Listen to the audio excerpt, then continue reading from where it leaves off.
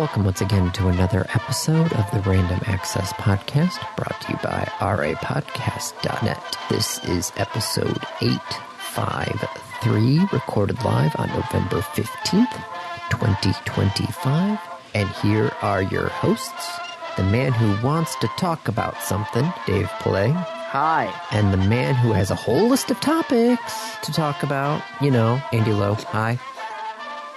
I mean, I have a list of topics too. Those are my topics as well. You added them, but I have all these topics. I spent all day slaving over a hot stove. Did you? No, I actually spent all day outside in the backyard getting rid of leaves off our lawn. I'm not joking either. I was out there at 10 o'clock. I did not finish up until 4 o'clock because there were so many leaves. Yep. 15 leaf bags full of shredded leaves. Dang, that is a lot of leaf. Yes, and the tree is not done. So apparently Andy wanted to talk about leaves. No. That's what Andy wanted to talk about. Oh my gosh. So, I can still feel it in my knee. You do the New York Times crosswords. Yes. Regularly, like every day. Well, not every day. I haven't been good enough to get Thursday, beyond Thursday. Okay. Did you do this Thursday's? I did not, no. Oh, well, then I have less to talk about. Well, I'm not probably going to do this Thursday's because I'm still trying to get solid on my Monday, Tuesday, Wednesday, and Thursday. Okay. Well, I just want to suggest that maybe this Thursday is worth doing. Just tell me, Dave. I'm not going to get around to it.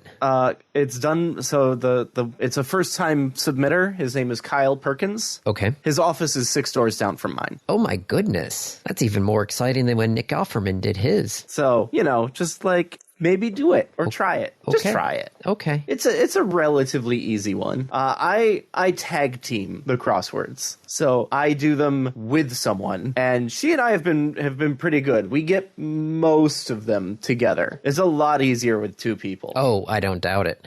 But yeah, we got this Thursday one done in about 30 minutes. So I wanted to get your opinion of it as a puzzler, but never mind. No, I'm actually now, I got to figure out how I want to do this because I am going back to what I used to do a long, long time ago, where I'm actually printing them out and then I'm doing them right-handed. What? I'm doing. But you're left-handed. I know, and I'm doing the crossword puzzles right-handed to try and help with brain wiring. Interesting, right? In the idea that if you're forcing your brain to use your right hand, then you're going to be thinking about things in a different way. Yes. Does that make sense? Yeah.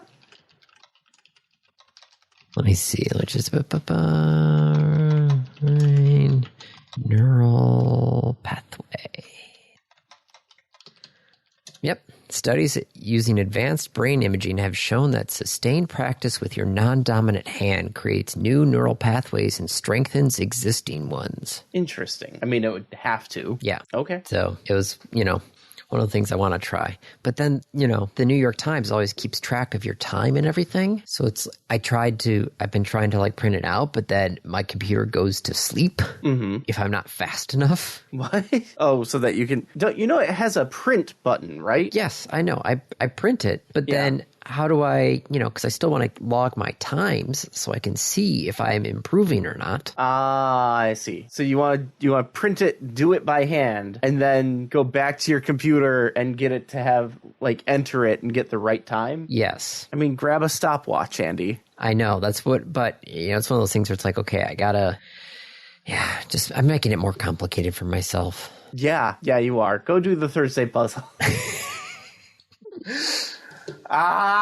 Here I was all excited to share this with you and be like, Andy, look, you did one by my friend. You didn't do it. No. Okay, well, sorry. Never mind. Yeah, no. If you want to talk about the Wordle or the mini crossword or the connections. In a long time. Or the pips. And I unfortunately don't do the mini anymore because they made the mini behind the paywall, which is fine because, like, the crossword's behind the paywall. I do the crossword, so why not do the mini? Well, because I'm on my parents' account and my dad does the mini. And I'm not going to take that away from him. Isn't there like didn't we talk about some sort of like New York Times family plan or something? Yeah, but it's like stupid expensive. Oh, really? Oh, boo. Compared to just like, I do the crossword, they do the connections. Like, that's easy. Yeah. No, I just go through all the stuff there and, sometimes I do the crossword puzzle, sometimes not, depending on how the day is going. Yeah. All right, Dave. I need a choice between 1, 2, or 3. Oh, you have that many options now. Yes, I do. I got one. Jamie actually was holding on to one for me for a while. Yeah. I saw him on Friday, and so he was able to hand it off to me, and then I've got... Okay, so in the 3 that you have, yes, which one's the oldest one? Well, Jamie's is the oldest one. These other 2 just came out. Then Jamie's. All right. I don't know which number that is, but that one. We were going with the 7-Up Tropical version. Ugh, are you sure? 7-Up Tropical want to soda. try that? I've been curious about it, but it's only come out in like 12 packs, and I'm not curious enough to get a whole 12 pack. No. So Jamie showed it to me, and I'm like, yes, I've been wanting to try that one, but not enough to, buy a 12 pack. Yeah. Yeah. No, thank you. Yeah. So what is the 7-Up Tropical? Let's see. What does it say? Oh, mango and peach. Yeah. Oh, boy. Do you feel like you might have made a mistake? Well, I'm glad I didn't buy a whole 12 pack of this. Jeez. Yep. Oh. Mango and peach. Andy, do yourself a favor and just grab one of the other ones. Oh, I don't know. Is that artificial peach? Hold on, let's see. Is it going to tell me? Natural flavors. All it says is natural flavors, so who knows? Right. Yeah. Might not even be natural peach. It might be something else that, like, ends up feeling or tasting like peach. Yes. How is peach a tropical fruit, by the way? I'm not convinced mango is a tropical fruit. Where does mango grow? On a mango tree. Okay, but I don't think that needs to be in the tropics. I feel like mangoes grow in tropical and subtropical. That is a really weird and not at all useful map. How, in any sense of the word, is this a useful map when you want to know where our mangoes produce? What is going on with that map? Why does that is countries scaled by mango production.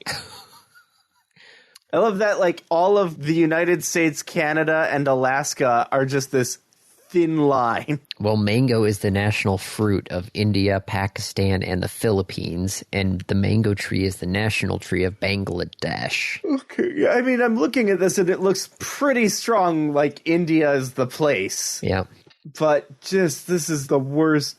Oh, I see. Okay, there's a reference map. So it only makes sense when you compare it to the reference map. Oh, look at that. That's much better. So that you can see where things are supposed to be by their color. Wait, where's Australia on that first map? I think Australia is the weird thin line. Yeah, it's the weird spiky line at the bottom right, because you've got Tasmania right below it. Australia just gets, like, collapsed into a single line. There is a turpentine mango. What is the turpentine mango? It's a mango named for its strong taste of turpentine, because when I think of yummy foods... Why would you want to eat a turpentine mango? That sounds like a bad idea. Yes, it does. That sounds terrible. Despite its name, the fruit is edible. Oh, really? Shocker. Oh, okay. So the turpentine mango, I guess, has a good disease resistance and vigorous growth, so they use it as a rootstock and graft other mangoes onto it. Okay. So it's a base tree, basically. So the turpentine mango tree is great for hosting other mangoes. But still, peach is not a tropical fruit. No. So why is there peach in this tropical?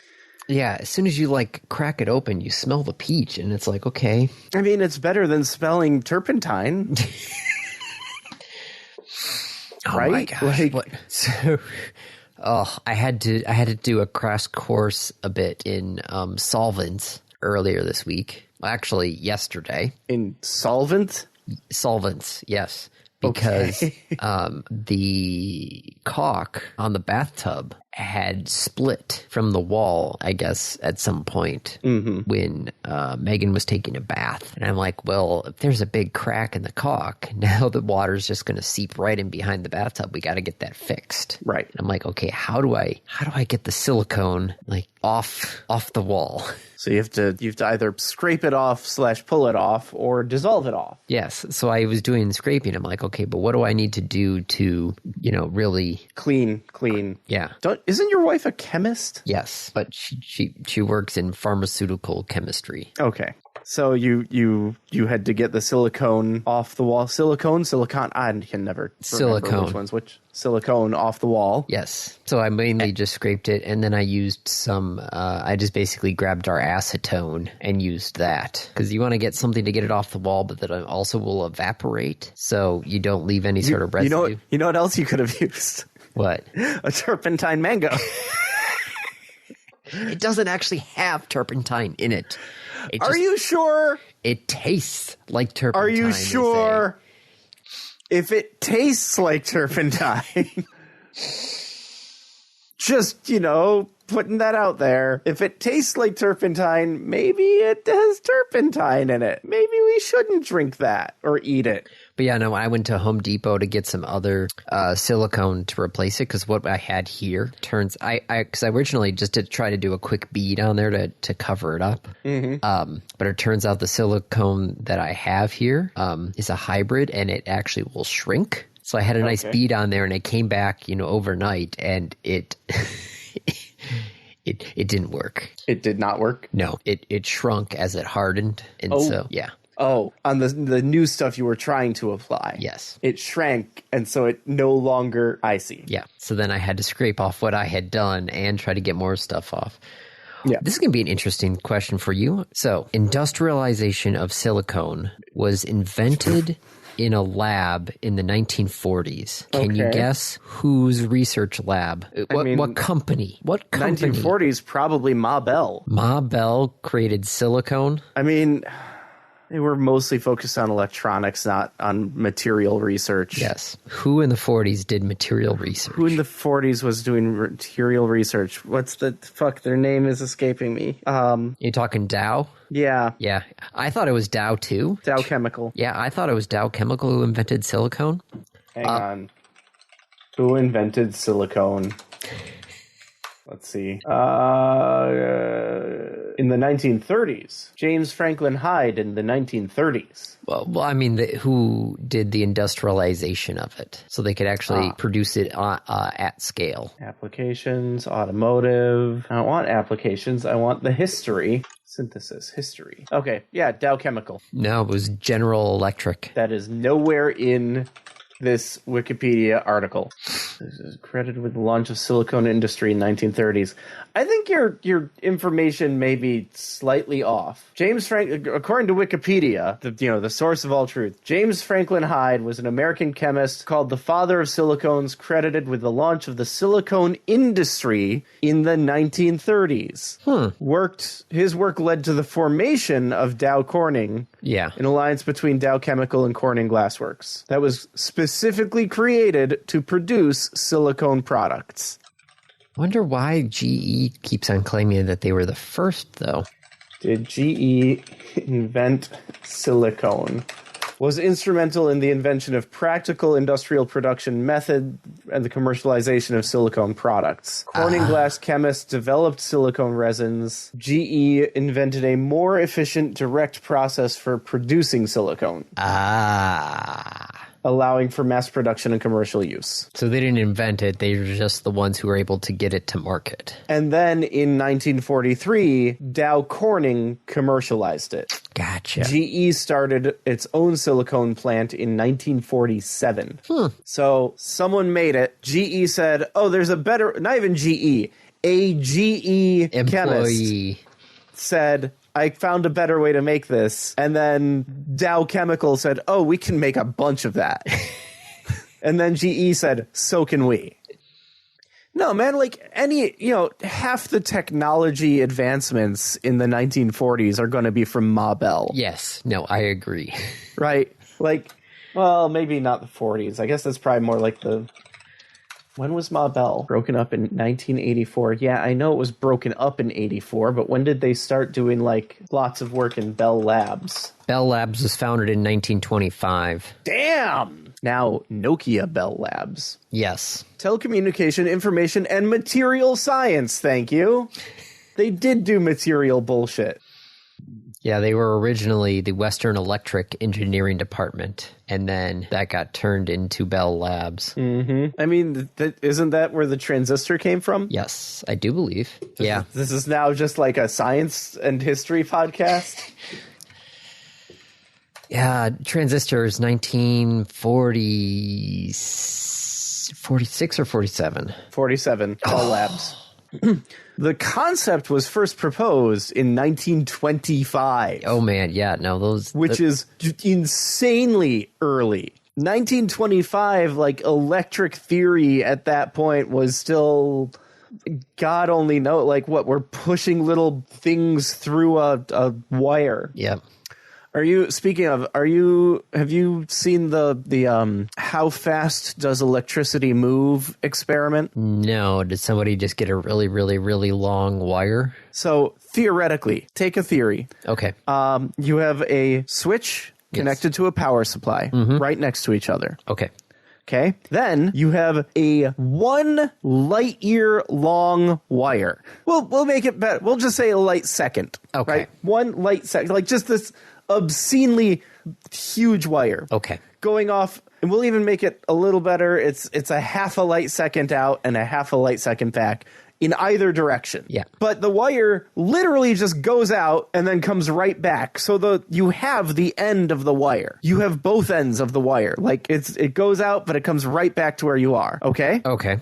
And you attach a light to the wire. So from the power supply, you have a wire that goes out effectively it's a 1 light second loop back to the light, and then another light second loop of wire from the light back to the switch. Okay? Yeah. You close the switch. Yes. How long does it take for the light to turn on? Is it AC or DC? Yes. Which is actually a hint of you of how this works. Because if it's DC, you just got the distance from the negative ions. No?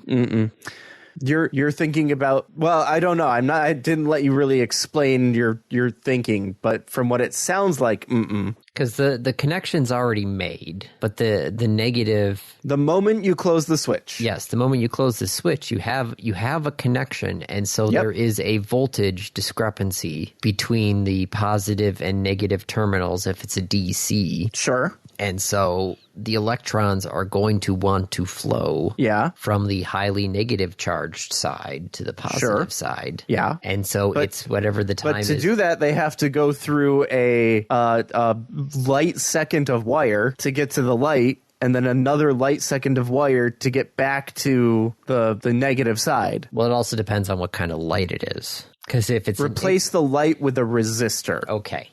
Well, if it's just if it's just a resistor in there, so that's your load right there. It should be. Is it instantaneous? It is not instantaneous because nothing can go faster than the speed of light. Yeah. But it is not the length of the wire. The length of the wire does not matter. It could be an infinitely long wire. It doesn't change the time that it would take for the light or the resistor or whatever you're measuring to experience that movement, that electric current. It is purely a function of the distance of the light to the power, because the electric field that is generated hits the light. There's a whole Veradicerium, like they actually do this experiment. They don't have a light second of wire, but they have a like measurably long enough wire that you would be able to detect the time. Which, yes, I I feel like I was trying to explain that, and I feel like I was slightly confused by your description. Do you want a quick, like, sketch up of this? No, I don't need a sketch up of this. I'm going to go find their video and then get it straight from the source. Hold on, let me look this up on YouTube. Why are you going wee? Switch. Because I'm drawing the wire. Copy. Paste. You see, I thought instead of having it set up like a dipole, I thought you had it as a big loop. So it was a big circle, not a dipole. Oh, yeah. No, that's what I was saying, that like the wire goes like way out and comes back. Oh, Electro Boom did a counter video to that. Yep. They went back and forth a few times. And then they did an experiment and showed that it's actually like, it is literally the distance between the battery and the load. What other video was I watching where he was countering somebody? Steve Mold. Yes, the ISS chain. The chain. Yep. The chain fountain. Yes. Just watching the astronaut play with chains in space. This is pretty cool. Oh, yeah. Chains in space are weird. Strings in space are really weird. Yes. Well, I guess I'll have to add that to my list of videos. Yeah. Which reminds me, I watched a couple of them, so I can actually remove some of these from my watch later list. Here we go. Now I'm only 4 years behind videos.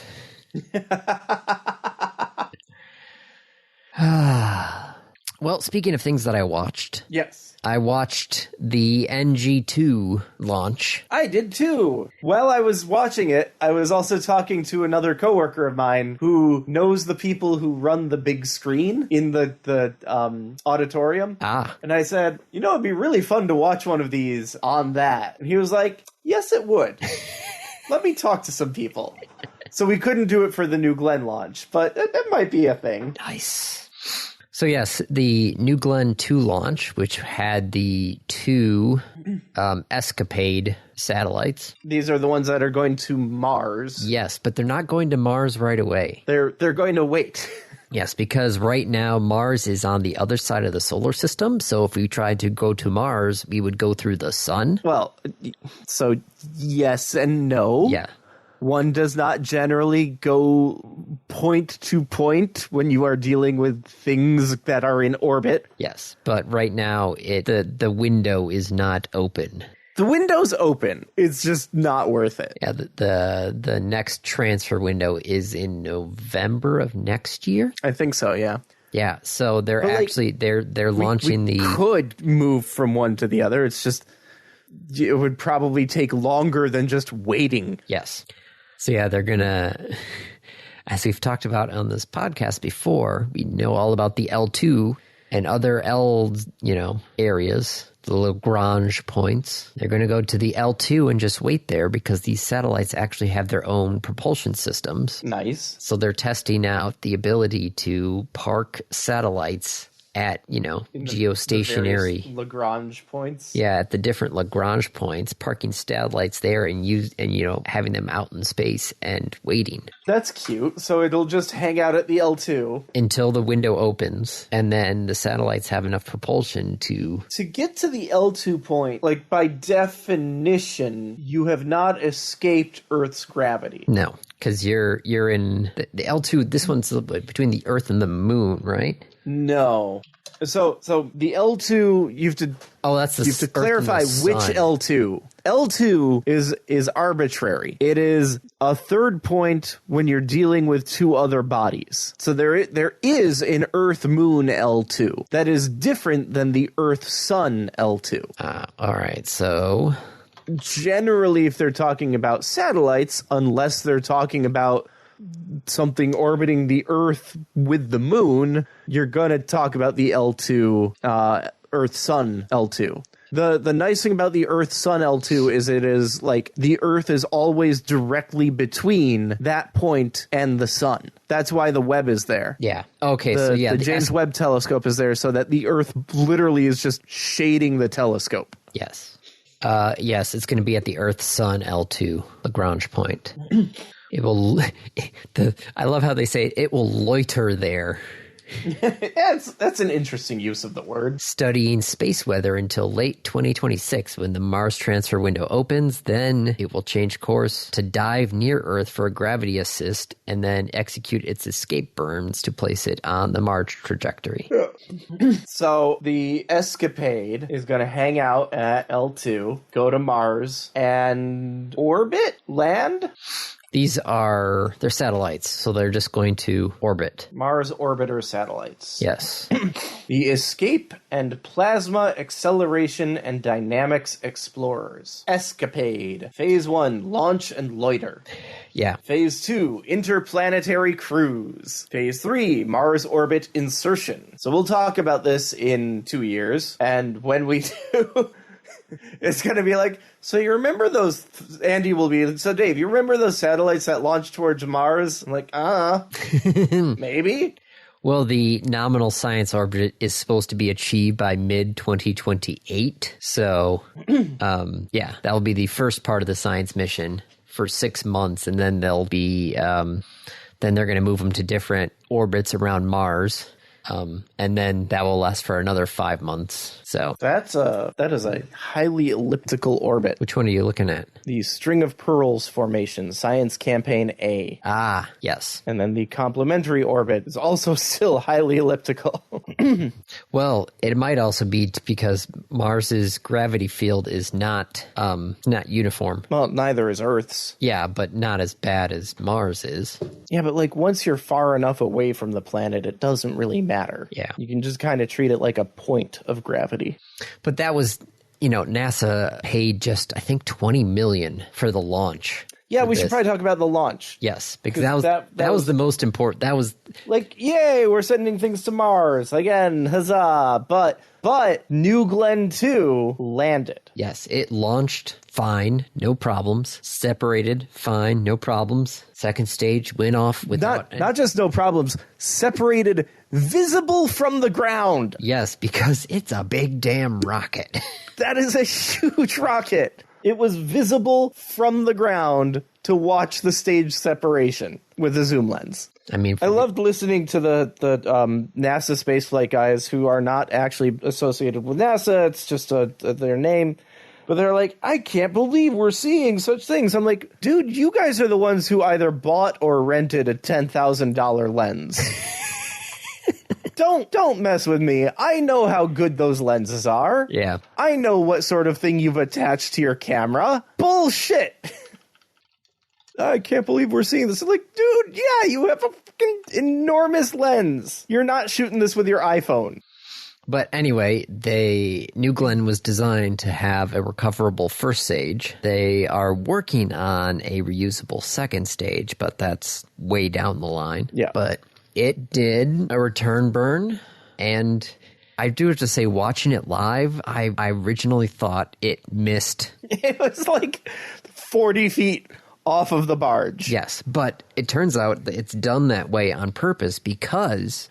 That way it's not putting as much thrust directly down onto the barge. Well, also the fact is that the New Glenn booster can actually hover on a single engine. Damn. Which the Falcon 9s cannot. So Yep. Falcon 9 has to aim directly at the barge. Because it can't actually just hover, it has to land. Yes, it has to land. It can slow itself down, so it's basically what they call a hover slam, where they just... That doesn't sound comfortable. No, that's what they call it. They basically just come straight down and they just slow themselves down enough to basically hover, a foot or so off of the surface and then basically just cut the engines and land. Yep. But the New Glenn booster is actually set up to miss and then hover its way to be above the barge and then land. So yeah, when I first saw it, I'm like, okay, we see the onboard things there. I'm like, I don't see a ship. And they're gonna miss. And then Where's the ship? Then the connection. Then was, you see the picture from the ship. Yes. Of it. And you're like, oh, they missed. Yeah, because you see the stuff coming off from the side, and then the connection is so bad, you actually get a buffering screen during the thing. That was like, shoot, did YouTube screw up? I'm like, oh, no, that's actually... That's the ship. That's the ship camera buffering. Yeah. Now, I mean, you know, like the skeptics are all going to be like, we didn't see it. It was a thing, and then it cut to a different image. Yeah. Prove to me that it happened. It actually landed on the barge.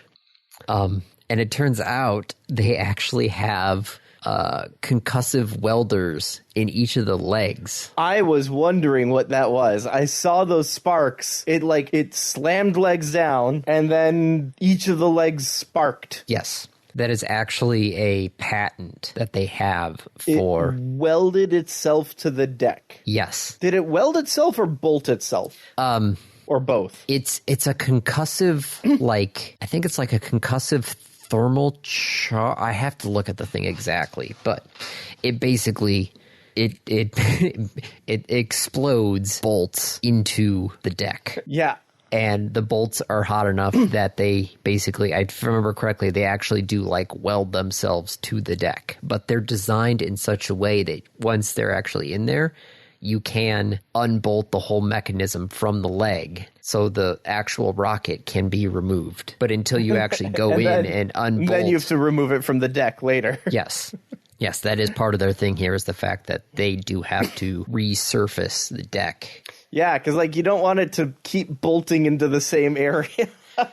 They land one and they bolt it down, and the deck just falls into the boat.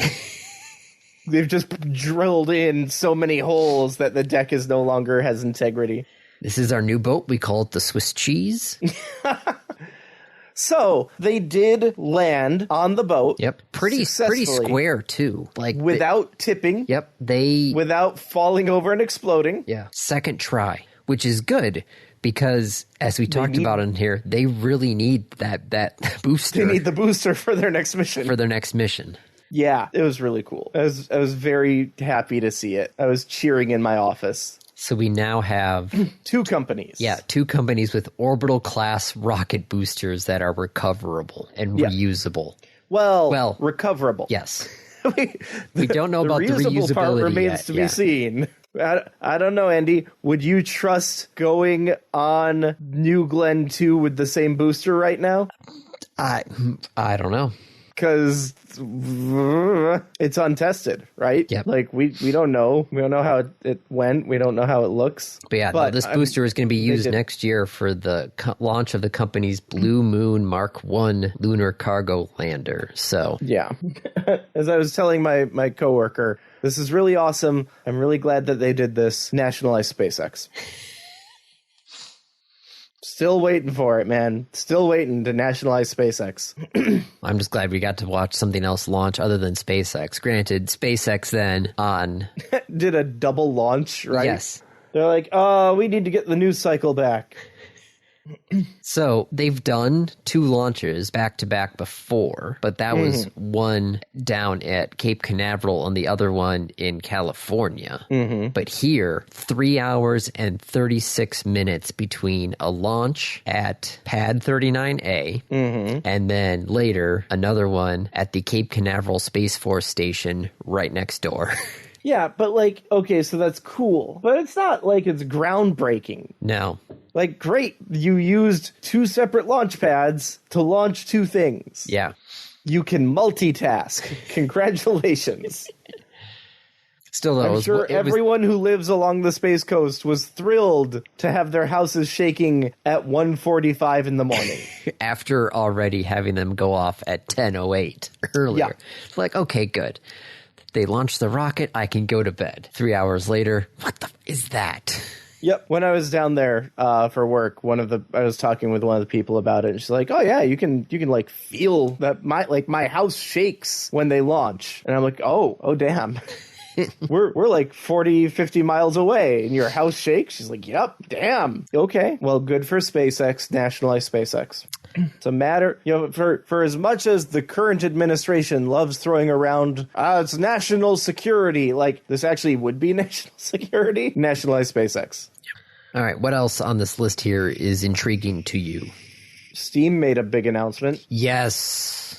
Basically three big announcements altogether. Well, so here's the thing. All right. Steam made a big announcement saying, oh, look, we have 3 new products. But are they? Like, it's a new controller. I have a Steam controller. I have 2 Steam controllers. They're downstairs. They're so-so. They're not great, not the most intuitive. It's a Steam box, which has been a thing for like 8 years, and it's a VR headset, which Valve has made before, the Index. So, like, these are 3 updates to existing hardware. Also, that controller is hideous. Yes, it does not look... Are those, like, touch pads, or what are those? Yep. Okay. Yep, both of those are little teeny touch pads. 2 captive trackpads with haptics. Okay, yep, I see that. All right. Yeah. The thing, though, is that I'm kind of annoyed about is there's no release date and no pricing. Well, it is Valve. Yeah. The headset is entirely self-contained. It's all cameras. So they basically took a Steam Deck and put it on your face. I'm going to put the headset at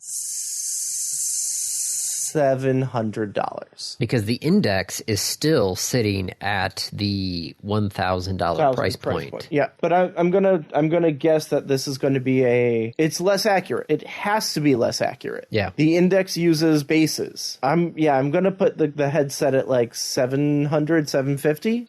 The box probably at 1,500. I was just looking something up real quick, which is what you heard me typing, because I don't think we've talked about this. Is it in your list of topics? No. Microsoft has announced its next Xbox price. Oh. Well, they haven't announced. It leaked. Next gen Xbox console price leaked. Okay. So this is the next gen Xbox console, and the leak says $1,200. Ugh. That's pricey. Yes. So I'm putting the Steam computer, the Steam machine, whatever they're calling this thing. I'm gonna put it at 1,500. Well, what's in the specs? 6-core, AMD RDNA 3, 8 gigabytes of RAM, 16 gigabytes of RAM is not a lot. No, it is not. You can get a 2 terabyte model. Let's put that at 1,800. I don't know what the Steam frame. I mean, I'm saying 700, but like, fingers crossed. Well, I'm trying to think of pick one up. What's the price of that Xbox Ally that came out? The price of the what? The Xbox Ally. Xbox Ally X. Oh, the Microsoft Steam Deck. Yes, the Microsoft Steam Deck. There it is, 600 or 1,000.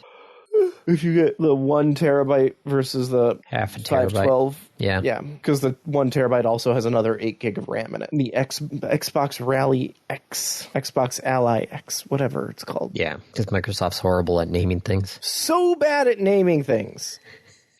I mean, I'm hopeful, but like, look, I love my Steam Deck. My Steam Deck is great. I don't know that I need an entire Steam PC. I don't know that I'd want a Steam PC, even though they're making the claim like, oh, it can be used as a computer. Well, that's because it is a computer. I'm like, well, yeah, okay, I don't know. I don't know. I've been gaming on this thing here. Been gaming on my phone. Mm-hmm. Isaac has been doing stuff on his tablet. Mm-hmm. Which reminds me, I got the new controller. I got to try that out at some point. I don't know. Oh, I got a couple of weeks. I should be able to get a good review in a couple of weeks on that. Okay. So, speaking of phones, something that we talked about before. Yeah. We talked about how Google was going to lock down the side loading. Yes. Well, in a recent video, they actually talked about that they are going to scale back their previous idea of blocking the side loading. Shocker. Yes. Absolute shocker. Its plans for verification were causing major backlash among developers. So they're saying... I can't imagine why. Yeah. So Google says for those with higher risk tolerance, they are exploring a better way of allowing us to do that. Yes. Good for them. Which for me, I feel like it already was, because you had to activate developer mode, right, for side loading? I don't know. I don't remember. Yeah, it's been so long since I got this phone. I'm like, I don't remember what I did. I don't know that I even have side loading turned on right now, but I don't want them to take away the option. Yeah. But yes, so they haven't gone into any details, but yes, they heard the clamor and decided to change their tune. Okay. They're like, look, we just want to protect people from scammers. So how they balance those two, we'll have to see. What else? The FCC has been making me so sad. Yes. Well, yeah. So previous FCC chairs and other commissioners from both parties recently put a letter to the current FCC chair saying that, Hey, we think you're doing a bad. yes. So this is the weaponizing of the FCC. Yes. You have. This is the administration saying, "Oh, we can tell the FCC to police the airwaves." Well, this was kind of what Carr was saying about with when he was talking about, pulling the licenses for affiliates who were carrying Jimmy Kimmel, which, yeah, Mark Fowler, Republican chairman from 1981 to 1987. Dennis Patrick, Republican chairman from 1987 to 1989. Alfred Sykes, Republican chairman from 1989 to 1993. Tom Wheeler, chairman from 2013 to 2017. The dark horse, man, Tom Wheeler. The one where we saw that, we're like, oh, really? Why is he going to be the... Oh, wait, he actually is doing a good job. Yes. You're putting who in charge of the FCC? Yeah. No, that one, listening to his speeches after he became chairman, it was like, oh, okay, I get where he was coming from. Yes, I see. Yeah. And then... Suppose. Yeah, 1, 2, 3... Yes. So you have previous chairman from multiple decades, coming in, also signed by other FCC commissioners. So these are people who know what they're talking about, whose job was to understand the rules. Yeah. Basically coming in saying, hey, Brendan Carr, your current, speculation that the news distortion policy, we think this is, we think this is a bad idea. Yeah, we think this is a bad idea. We think you're doing it wrong. And no joke, his post on X in response to that was, how about no? How about you're an asshole? Yeah. Just absolute asshole. Yes, the extraordinary intrusions on editorial decision-making that Chairman Carr apparently understands the news distortion policy to permit, and that the policy's purpose to eliminate bias in the news is not a legitimate government interest, but has chilled broadcasters' speech, and it has been weaponized for partisan purposes. Which part of me, I tried looking into this. This news bias law, news distortion policy, has been on the books since 1942, but nobody's pulled it off the books. And part of me is like, Brendan Carr was all about, hey, we're just going to take a chainsaw to the FCC rules. This could be one you could get rid of because there has only been one real finding of news distortion in 1982. Yeah, but I don't know, man. I don't know. Let's move off of government topics. Okay. It is just upsetting me. Well, have you seen the iPhone Pocket? No. Is it an iPhone that fits in your pocket? Nope. Is it a pocket for your iPhone? Yes. How? Well, is that not just a pocket? It is born out of a collaboration between I think it's a Japanese fashion house and Apple. It is a 3D knitted pouch. Sorry, hang on. Stop. Go back. Yes. One sentence and say that again. I just want to make sure I heard it correctly. They are calling it a singular 3D knitted construction. All knitting is 3D. Please explain to me what 3D knitted is. Crafted in Japan, iPhone Pocket features a singular 3D knitted construction that is the result of research and development carried out by the fashion house. What is 3D knit? I don't know, because it just looks... Sure looks like it's knitted. Yeah, it's knitted. Yeah, I will agree on that, but... why is it... What is it... What's 3D knitted about this? Hold on, Kate's come here. It is a, Oh, I saw that. All knitting is 3D. It's got, artificial peach and mango. Oh, I hate mango. I hate everything about that. Kate does not like the 7-Up. Good. So, Dave, how much would you have paid for this? Andy, you are asking the wrong person because my answer is $0. How much do you think Apple is charging? $300. Yeah, you're pretty close. Because it's Apple. It was... That's not a heart. The short version was $150, and the longer version is $200 and where did I just go? $230. Yeah, I've got it on the page here now. To be clear, I was off the page when you asked that question. I was not looking at the answer. But it doesn't matter because somehow all these things are actually sold out. Of course they are. And in like 2 years, they'll be on eBay. Yeah, I don't know what the whole 3D knitted construction is. All knitting is 3D. I don't get 3D knitted construction. What? Yeah, I'm trying to and the problem is everybody is just quoting the Apple, The release that says 3D knitted? Yes. Yeah. What the fuck does that mean? This is one of those times. Remember when you and I used to actually go to PAX and talk to people in whatever guests we wanted to bring on the show? This would be a question I would ask someone from this project. I'd be like, okay, cool. So what is 3D knitting? Yes. And how is it different than all other knitting that happens in 3 dimensions? I'm willing to give it to you if you tell me what it is. I don't know. Why is there an article here about finding Tim Cook's successor? First off, why would you ever even consider someone from outside of the company? Okay, good. All the shortlists are people in the company. Jesus. Yeah, Jobs is rolling over again. What else you want to hit? Sorry, I'm still just trying to figure out this whole 3D knitted. 3D knitting? Yes. Bullshit? Yes, it is.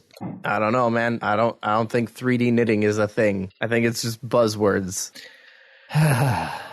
Well, what else is on this thing here? If you got a Hyundai, you might have had your data breached. Cool. Hyundai is warning customers that personal data of up to 2.7 million people has been leaked. The leak originated from Hyundai AutoEver, the company's IT affiliate, and includes customers' names, driver's license numbers, and social security numbers. That's not a good leak. No, the leak also took place There's never a good leak, but that's a really not good leak. Yeah, your driver's license number and your social security number. Really? Security breach. That's a really bad leak. The security breach began on February 22nd, and the company became aware of the breach on March 1st. When did it happen? February 22nd? February 22nd, and the company didn't find out until March 1st. When did they tell people? Now? Now. So 8 months? They've been sitting on it for 8 months? The company has spent the intervening 7 months conducting its investigation and is just now beginning to send out notification letters.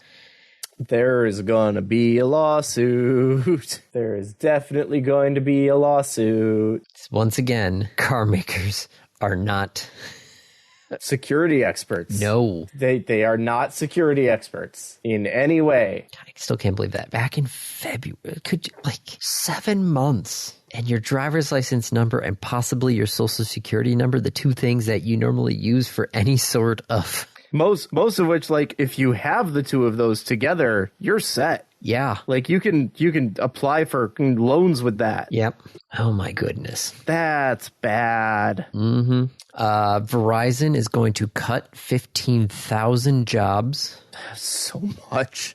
In what department? The cuts will reduce non-union management ranks by more than 20%. And Verizon also plans to turn about 180 corporate-owned retail stores into franchised operations. So a number of those jobs might still be there, just not with Verizon. Yes. Well, the management reduction. Those are gone. Yes. But But the There's 180 people losing corporate their jobs. Yeah. That is sad. Yeah, kind of a mixed feeling there because, like, they're managers, middle managers, but, like, it's also people losing their jobs. The stores is gonna suck if you work at one of the stores, but maybe you'll get just rehired immediately by the franchisee. But it would mean it would probably be a lot harder to unionize. Because, like, what, each store has to unionize? Oh, if it's just a franchisee, you'd have to get everybody in the franchise. Right. Yeah. Like, McDonald's employees aren't part of a union, right? Because how would they do that? Mm-hmm. You're not a McDonald's employee, you're a franchisee employee, I assume. So the Verizon just got a new CEO in last month. Okay. And so he's doing this. Yes, he says that he's yes, it is. Dan Schulman came from PayPal. He said Verizon needs to an aggressive change, including cost transformation, fundamentally restructuring our expense base. What does that mean? We will be a simpler, leaner, and scrappier business. What does that mean? Well, cutting out 20% of your managers, apparently. That's what it seems. Well, Verizon only added 44,000 wireless subscribers in the third quarter, which was less than both AT&T and T-Mobile. Mm-hmm. And where does it say here that they've always said that our current financial growth has relied too heavily on price increases. A strategic approach that relies too much on price without subscriber growth is not a sustainable strategy.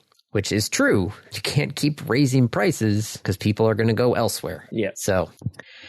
Okay. I don't know, Andy. I never know about these things. Not anymore. Yeah. Well, especially, Verizon's one of the better coverage things that we use. So. That's right. The state of Michigan uses it. Mm-hmm. They got in trouble for that a few years ago. Verizon, not Michigan. Yeah.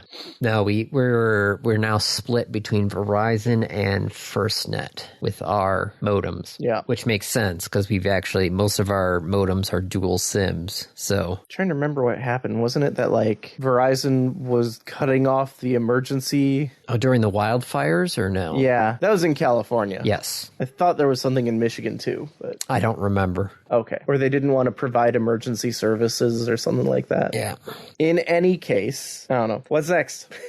Let's see. YouTube and Disney have agreed for a contract extension now. That is not probably... I'm sure that it's great for the two of them. I'm sure it is terrible for people.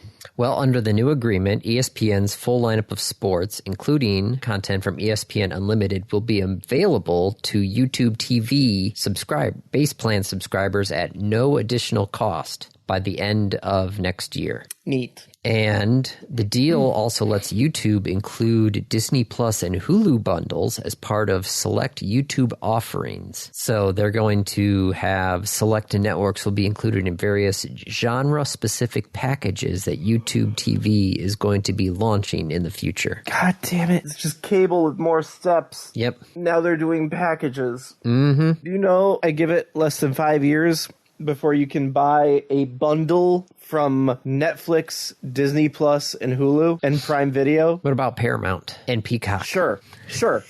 But, like, you can buy the sci-fi bundle.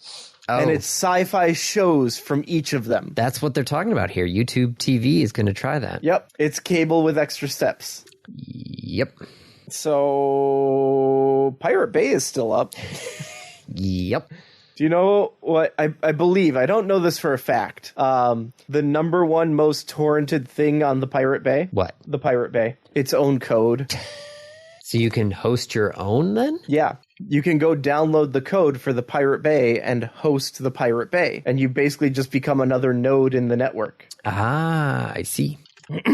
Okay, what else? Or should we move to our randos? We can move to the randoms if you would like. Up to you. I'm looking at this cable TV. Speaking of cable with extra steps. Yes, right now. Cable is everyone's cut their cable. Yes, it is currently just above. No, has it actually? I think it's actually. It's either at or just below 50% of U.S. households, which first quarter of 2018, cable TV penetration was at 80%. So we've gone from 80% less than 10 years ago down to 50%. 50%, yep. And yet, these companies are still making a lot of money because they pivoted or got bought. My parents not only cut their cable, they cut their landline. They said, like, we don't get any phone calls at the house other than spam. Yep. So they cut the landline. Yeah,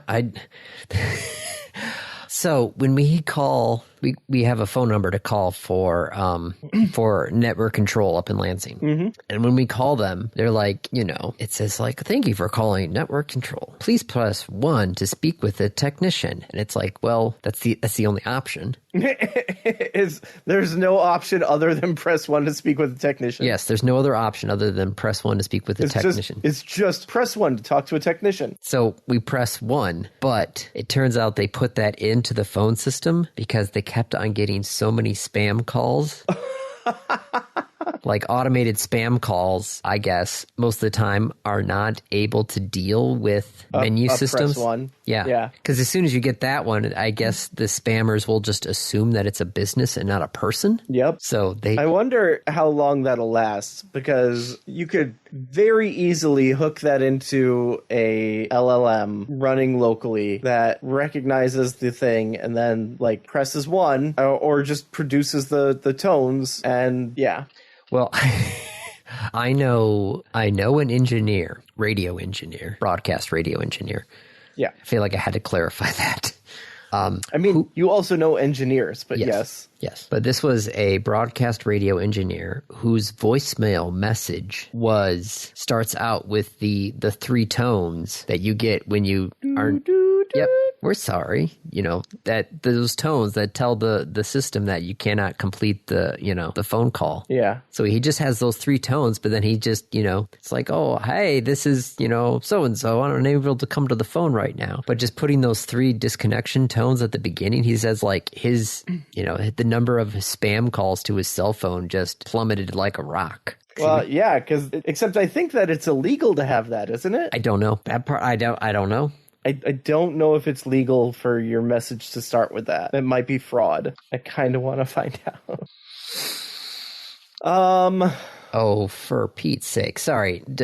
So I was on the article about cable, getting low on there. And then one of these side articles was about that the FCC is looking at...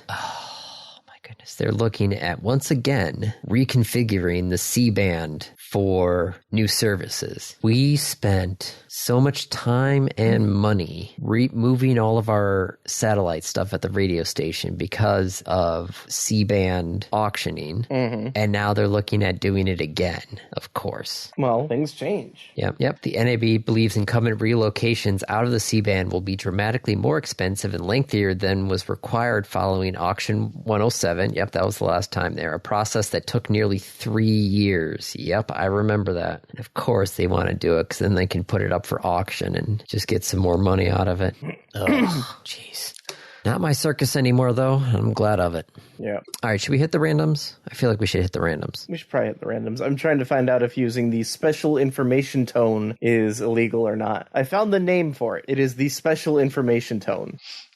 With the following frequencies. Oh, yeah. 950 hertz, 1400 hertz, and 1800 hertz. Yep. Particular same permission. An open source PBX system. There's recordings published under the open content. Interesting. Oh, this is for, am I allowed to use it in a song? Oh. That doesn't help me. Okay, randoms. Yes. This is my review. Yes. I would like to review RADARR. Are you talking weather or are you talking MASH? Neither. Okay. I'm talking about RDARR. RADARR. RADARR. Which is RADARR. RADARR. It's a pirate. That's very rad. Radar with 3 R's, one at the beginning, 2 at the end. Okay. You're like 2 R's. Nope, there's a 3rd R. Are you an LLM? How many R's are in strawberry? Hold on, I gotta type that out. 3. Yes. Okay. Except you eat your strawberries weirdly. You don't eat them weirdly. You do what most people do. I just am disappointed in it. RADARR is a tool. It's not the first or last time Dave will be disappointed in me. Not by a long shot. Right, RADARR. RADARR is a tool that manages searching and downloading of movies. Now, legality of downloading movies aside, I'm not going to tell you to go and use this tool to download things illegally and, search for things that you could be torrenting. But it does allow you to do that. It can connect. There's a little bit more you have to do to set it up to do so, but it's possible. I feel like saying that is the same as saying you could, build a nuclear bomb if you go and look at how. It's also illegal to do that. You can figure it out. But the idea is you run this either on a home server or even just a home machine. You can run it locally, and it's a self-hosted website. So that's why you typically run it on a home server. So I point my web browser to radarr.local because that's what I've mapped it to. And it has my movie collection. And I can add movies to the collection. Now, I can also go downstairs. This is a way to use it, is I could go downstairs to my DVDs, come up here, search for the movie, use Handbrake, and rip my DVD to my network drive, and then say, here is the file for this movie. And then it does all of the tagging. It does all of the management. It renames the files. It gets the subtitles. It gets the IMDb little cover art, picture cover art, and organizes the folders. And it's amazing. If you hook it into certain websites, it can also search other places for those files and download them. RADARR will monitor RSS feed for the movie in your library that you do not have, or upgrade the existing movie to a better quality. Yep, and you can actually, there's a lot of subtlety in that, of I do not want the highest quality for these videos. I don't need Hunt for Red October in an 80 gigabyte file. That was probably That's what you'll find. If you go out right now and you start looking at torrents, you're going to find 80 gigabytes for movies. Yeah, because it's going to be 4K with all of the audio tracks. 8K. Oh yeah, probably 8K out there now too. Yeah. I don't need that. I'm good with 1080, honestly. Yeah, no, my screen is 1080. Right. So you can change how you set that up. You can change how it rates what it finds. And so it'll grab things based on that. It took almost no effort to set up. It did a great job of, basically, I got it because I had a lot of movie files from DVDs that I've ripped over 30 years, and I wanted a way to organize them because I wanted to self-host so that I could actually watch them. And it did a great job of picking them up and organizing them and moving them into a shared location on my network and doing all of the cleanup. Now, does this have a player on it too, or no? It's just a database. Just files. Okay. Just the database. If you want a player, you can go get Jellyfin or Plex or any number of other things. Yep. I have Jellyfin. But it's also nice because RADARR has settings that you can say I use Jellyfin for my management. And so then it tags everything and structures everything in the way that Jellyfin expects. They also have collections where, if I have a movie that I want to monitor RSS feeds for, and I want to look at all the other movies in the same series, like Tremors. Tremors is a lot of movies. Yes, it does. Pirates of the Caribbean. That's a lot of movies. Yes. You can actually look up the collections of those movies. Ah. Yeah, we just watched Open Season 2 weeks ago as our family movie night because, it's deer season. And it was there's other movies in this same series. I should probably find those too. Mm-hmm. Which open season, Andy? The 2006, 1995, 1974, 2023, 2020, 2021, 1991. There's a lot of movies tagged open season. Yeah. Titled open season. But I see open season 2 and open season 3 in here. I think that's what you're talking about. Yes. With Boog. Yep. Boog the bear. And Elliot. But yeah, it's been really nice to have this. If you have a home server, I highly recommend getting the Docker container for this and just booting it up.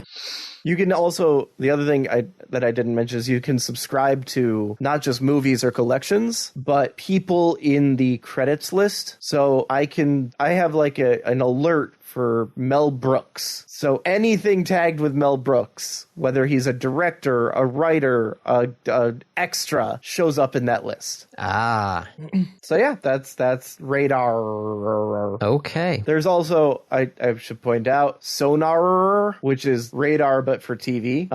There's also one that I'm waiting on because it's not done yet, which is Chaptar. Chaptar is for ebooks and audiobooks. Oh, they did have one for that was called RADARR. But... Yeah, but they died. Oh, okay. Chaptar is supposed to replace it. Gotcha. Well, it's an interesting thing. Yeah, I've just got a bunch of ISOs sitting on an external hard drive here. Yep. Which I haven't actually tried to access in a long time. So, don't even know if the hard drive is still good. You might want to check on that. Yeah. Well, I haven't had to access anything on the old laptop for a couple of months now, so I might call that one officially retired. Mm-hmm. And then, deal with all the external stuff after that. So, all right. Well, that was RADARR. Now it's time for the random topic. Rolled ahead of time. Unexpected activities Andy and Kate kids have introduced to Dave. Any unexpected activities that my kids have introduced to you? Pokemon Heads Up. Oh, man. In theory, that was a good idea. In practicality, did not work as well as you had hoped. No. It requires a lot of knowledge of Pokemon. Yes. Knowledge, which none of us had. Right. Am I a starter? I think so. I'd have to look that up. Hold on. Am I a first generation? Hold on, I'll have to look that up. Do I have an evolution? Hold on, I'll have to look that up. You haven't tried to play Squirtle, have you? What? Squirtle? Oh, is that a Pokemon Wordle? Yeah. No. But so for Squirtle, you're trying to guess a Pokemon. Okay, so today's Squirtle, I'm thinking of a Pokemon. Guess which? You have 9 guesses to get through over 1,000 Pokemon. Well, guess a Pokemon, Andy. Who's that Pokemon? Is it Growlithe? Growlithe, which is a Gen 1 fire monotype. Is 0.7 meters and 19 kilograms. The gen is too low. Neither type is correct. Growlithe is too... I think this means that Growlithe is too small and is too big and too heavy. Too big and too heavy? Yep. So not a fire type. Oh, I shouldn't have picked Gen 1 then. I should have picked like something in Gen 4 or 5. I mean, maybe it was in Gen 1. But you should probably hedge your bets then and pick something in Gen 4. Probably. Shoot, I don't know. Do you don't have a Gen 4 Pokemon? I don't have a Gen 4 Pokemon on the top of my head. Not a fire type? Piplup. No, not Piplup. Let's go with... Okay, not Piplup. Torterra. Let's go with Torterra. Torterra. Arcanine, or rather Growlithe, was too tall and too heavy. And you're going with... Oh, you're right. The 640-pound Torterra. No, let's not do that. Let's do... Okay. Starly. Starly. Gen 4, normal flying. The generation is still too low. It is not normal. It is not flying. And Starly is too light and too short. Okay. So we got to go up higher. So it's higher than Gen 4. Yeah. Do I jump up to Gen 6 then? Probably. And you need something that is between a Starly and a Growlithe in size and weight. And is not normal and not flying. And not fire. And not fire. And not monotype. You know it's a dual type. Yes. Nope, that is... Oh. Let's go with... how big is that? Oh, let's try a Duo Blade. Spell it. D-O-U blade. Oh, Doughblade. Doughblade? Well, because it's double, right? So it's Doubblade. Doughblade. Your gen is still too low. Doughblade. It is not steel, not ghost. Doughblade is too tall, but also too light. So it's got to be somewhere between 1 foot and 2 feet meters, tall. I think. Oh. But yes. So all of these, your Starly's height is 0.3, your Growlithe is 0.7, and it needs to be somewhere between those. Doublade is 0.8. Doublade is taller than Growlithe. What? No, I'm looking at this Pokemon page here that says its height is actually 0.6. Okay. That's why I went. The Hone Edge is 0.8. Why would it get smaller? That doesn't make any sense. I don't know, but you're in Gen 6 and you're still too low. Oh my goodness. All right. Now we're getting up to Gen 8. It's got to be a dual type. Mm-hmm. Not flying. Yeah. I can always refresh you on the types that you've chosen because it actually has a little guide at the bottom. No, that guy's way too big. Nope. Okay. Was I too light or too heavy? With which guess? The latest one. Doublade is too light. You guess too low. I guess too low? Yep. Okay. So it needs to be between 4.5 and 19. Holy shit, Growlithe is heavy. He's a big boy. He's a big boy. Are we talking kilograms? 19 kilograms, that's like 45 pounds. Yeah, okay. All right, so that's... He's a big boy. Okay, so I gotta be... have I done electric poison yet? You've not done electric poison. All right, let's go with a Toxel. Toxel, Gen 8, 0.4 meters and 11 kilograms. Let's look at this real quick just to make sure. Okay, so 0.4 puts you in the right range and 11 kilograms puts you in the right range. Sure. All right, your gen is too high. Oh, okay. So you know it's the 7th gen. Yes. It has to be a Gen 7 Pokemon. Okay. Neither type is correct. You still have not gotten any types yet. Jesus. And it is too short and too light. Okay, so higher than greater than 0.4. Okay. And you know it's a dual type. Yes. It has to weigh more than 11. All right, so I gotta go into Gen 7 then. Gotta be a dual type. What types do I have left? Water, grass, ice, fighting, ground, psychic, bug, rock, dark, dragon, and fairy. Keep in mind, Gen 7 means you also have all of the Alolan variants. Nope, that's too small. Would a Stuffle?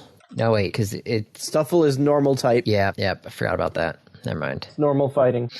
The great part about this is, we're going to lose all of the dead space. Nope, that is way too much. Sandygast is a heavy guy. He's a bunch of sand. Have you tried moving a bunch of sand? No, I did. I moved a bunch of leaves. Yeah, well... No, we already did flying, so it's not that. It's got to be lighter than 19 kilograms. But heavier than 11. Taller than a foot, right? Yeah. Oh, this is actually really nice. You can put in weight. All right. Weight what about a Wimpod? Gen 7. Weight less than, what did we say it has to be less than? You're the one with all the... I'm just sitting here with my notepad open. Yeah, it's actually a fairly short list at this point. Do you want me to read just based on the generation and the weight? Sure.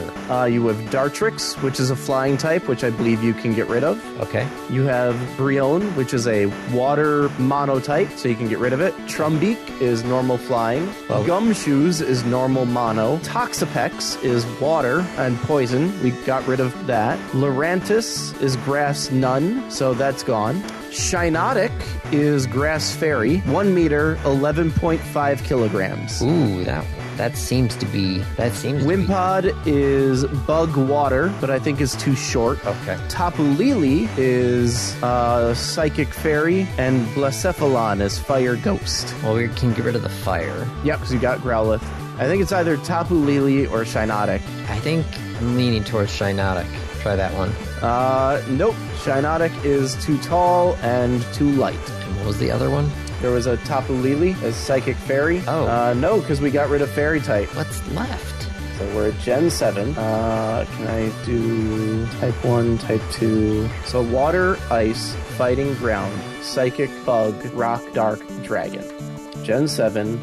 Weight greater than 11.5. Weight less than 19. Height greater than 0.4. Height less than 1. Less than 0.8. 0.8. So you have a grass flying, water none, normal flying, normal none, poison water, and bug water. We haven't done a bug water yet. That would be the Wimpod, right? Yep, that's it. It's Wimpod. Oh, my goodness gracious. So, Pokemon Heads Up is the answer. There was that Minecraft card game that we played. Did you play with us with that Minecraft I one? did not play with you. Oh, was that just Bri? I presume so, if you played it, because I did not play it. Yeah, I think that might have been Bri. Yeah, the card game was much better. Can't think of anything else.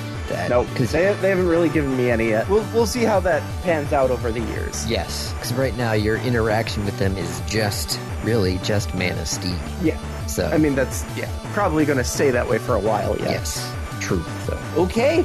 well, on that tangent, this will be a fun thing to edit. Yep. Have fun. Oh yeah, nope, that's going to be a wrap. This has been another episode of the Random Access Podcast. If you have any questions, comments, concerns, corrections, suggestions, remarks, reviews, rebukes, retorts, or just rants, feel free to contact us. You can find us on Twitter at RAPodcast, or send us an email at mail@rapodcast.net. Thank you for listening.